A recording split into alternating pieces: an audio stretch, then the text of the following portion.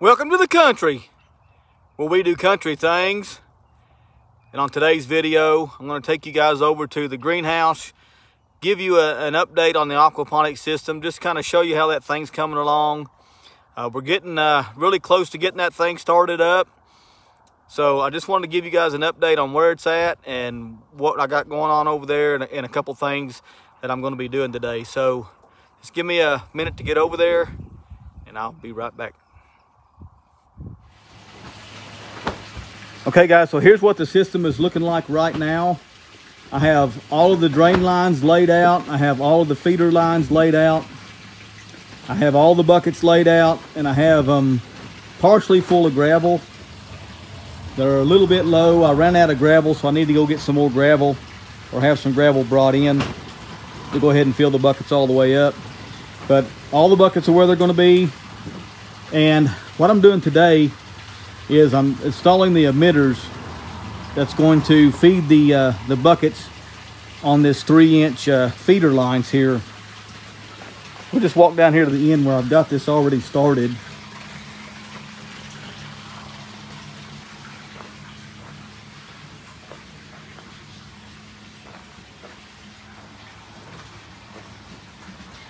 So you'll notice right here on my big gravel filters that I have, my biofilters, I've got the 4-inch lines kind of roughly set in there.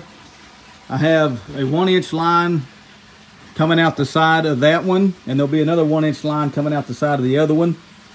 And just like the fish tanks, these two tanks have a 3/4-inch line that's running in between them that's going to equalize these tanks. So no matter what happens, one tank can't get higher than the other because there'll always be an equalizer line in between them. And then coming off of this 4-inch line, when you come into the buckets, you go from a 4-inch down to a 3-inch. So hopefully what happens is I'm able to get enough volume of water starting out with a 4-inch and then necking down to 3, and that way I can get more water to the 3-inch than what the 3-inch can drain. And the reason I need to do that is because I got to move water all the way down 40 feet 4 times. So I got to have quite a bit of water volume to make that happen. And these lines need to stay completely full at all times in order for all these emitters to have enough water to go ahead and feed all these buckets. So I really felt like this is a critical part of the whole system, is the fact that I'm going from a 3-inch down to, or going from a 4-inch down to a 3-inch. And that's going to allow me to hopefully have enough water coming out of these filters to keep the 3-inch lines completely full at all times. So one thing that I did do is I'm going to have an extra line right here with that T, and then down here on the end with this 90 here. So I'm going to start out with one drain coming off of each filter. The other drain is going to be coming off of this T here. But if I don't have enough water volume to feed these 3-inch lines, then I can always install another drain there on that 90 there on the end, and I can always install another drain on this T right here. So I'll have 2 drains coming out of there to make the adjustment. So it's important to build redundancies in your system. That way, if you ever have a flow rate issue or some kind of problem, you can always go back and add a little bit of flow or take away a little bit of flow. So that's how this whole thing's going to feed, hopefully, these 3-inch lines. So what I'm going to do is just show you guys exactly how I'm putting these emitters in. And I've already got 25 of them done on this side. I'm starting here on the 2nd row. So we'll just set you guys up right here.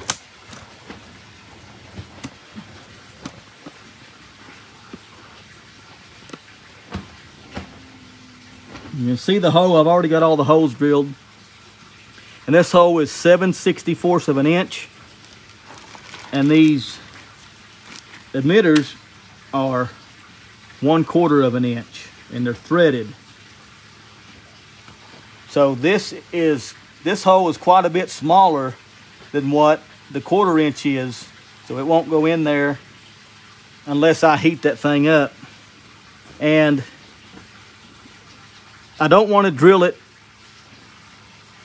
too big, because if I do that, this thing will just slip in and out and I'll have a leak. So what you want to do is drill this hole quite a bit smaller, and then take a torch and heat the area up around the hole, and then go ahead and push your emitter in about halfway to where the threads are just getting started into the hole, and then go ahead and just go on to the next one and let that PVC cool back off and harden back up. And then what that's going to do is when you go back and you finish screwing that in all the way, those threads are going to be able to grab, because that hole is smaller than the threads are.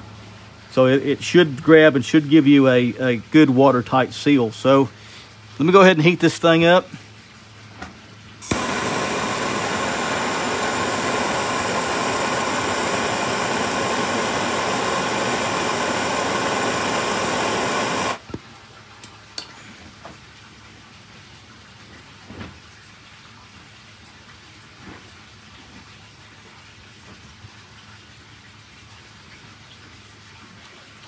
And I'll just get it started.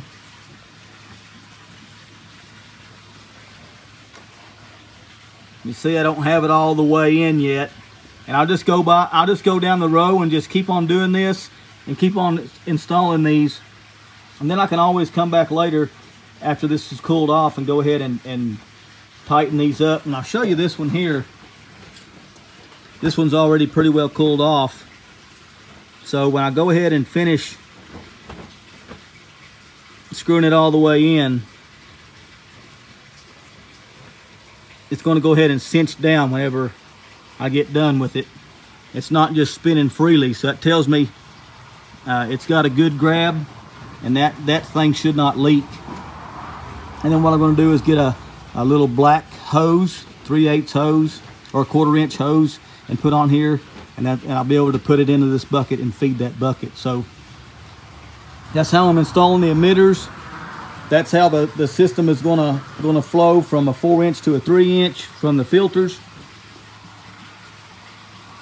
So I've got 75 more of these to go or so. So I'm gonna get after it here, try to get these all put in. I still have to cut all the PVC to build the drains. I have to drill all the drain holes in the 4 inch. So I've got quite a bit of work left to do until I can actually get this thing started up. But I'm looking at still about the 1st of March is when I want to start up, and I want it to be flowing for a couple of weeks before I plant anything. That way it gives the system time to mature. It gives me any chance to fix any problems that I may have with my flow rates, any leaks or anything that I may have, or any problems that I see. It'll give me the opportunity to watch it, make sure it's going to operate the way it needs to before I actually start putting the plants in, which is going to be about mid-March or so. So we're still on track. We're getting it done slowly as the weather lets us, and I've got a lot of other things going on. I've got a couple things in the works that I'm really excited to show you guys here in a couple of weeks. But for now, this is my focus, and I'm going to try to get as much of this done while the weather's letting me. So I appreciate you guys watching, and I'll be back